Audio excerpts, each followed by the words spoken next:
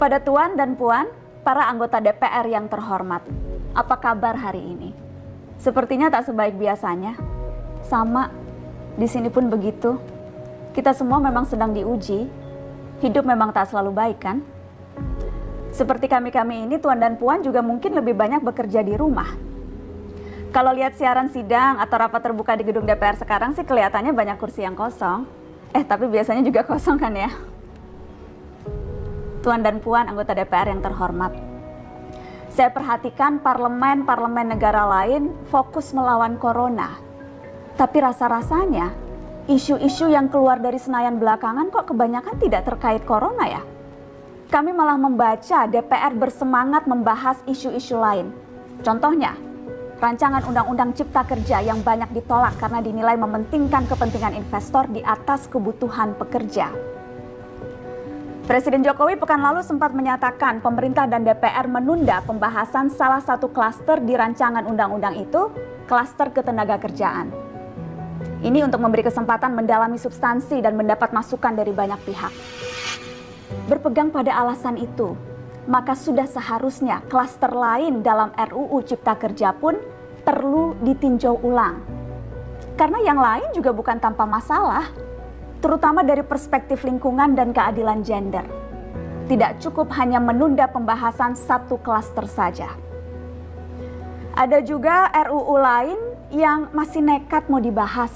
Ada RUU KUHP yang tahun lalu diserbu unjuk rasa. Lalu RUU pemasyarakatan. Ada koruptor yang sudah ngebet pengen bebas kah? Apa kabar Pak Yasona?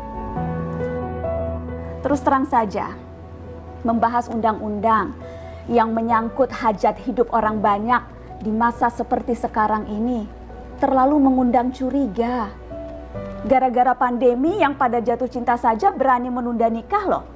Ini kok DPR buru-buru banget kayak lagi kejar setoran? Tidak ada undang-undang yang tidak penting, semua penting. Justru karena undang-undang itu penting, aneh jika pembahasannya diseriusi di waktu seperti sekarang. Saat dimana perhatian dan konsentrasi kita sedang terkuras bertahan hidup di tengah wabah. Produk hukumnya pun berpotensi cacat bila tidak memenuhi ketentuan, dan rasanya belum ada aturan pembahasan RUU secara virtual.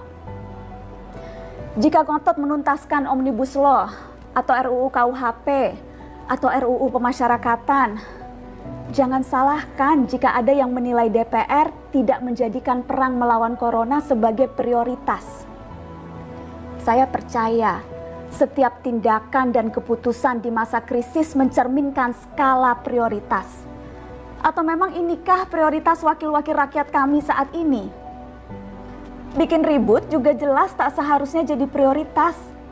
Satgas COVID-19 DPR kemarin dikabarkan mengimpor jamu ilegal dari Tiongkok secara besar-besaran untuk pasien positif virus corona.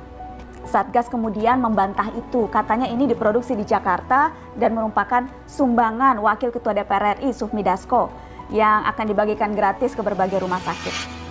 Kemudian dikabarkan juga jamunya mengandung bahan berbahaya dan belum terbukti klinis. Satgas lagi-lagi membantah, katanya sedang proses mendapatkan izin edar di Badan Pengawasan Obat dan Makanan. Sedang itu berarti belum kan ya?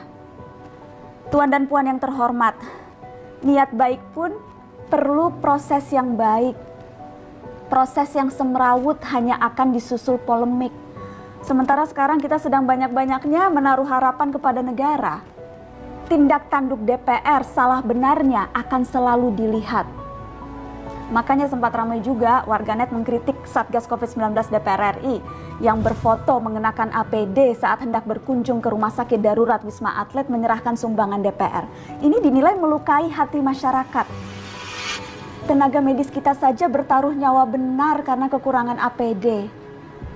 Tidak ada yang meragukan jumlah sumbangan DPR. Kami yakin pasti banyak, namanya juga DPR, beli ribuan rapid test saja mampu, ngeborong jamu apalagi. Tapi ini soal rasa dan empati. Kecuali ya, kalau yang dipakai anggota DPR itu APD yang lain, alat pelindung dewan. Salam hormat dari kami yang kalian wakili.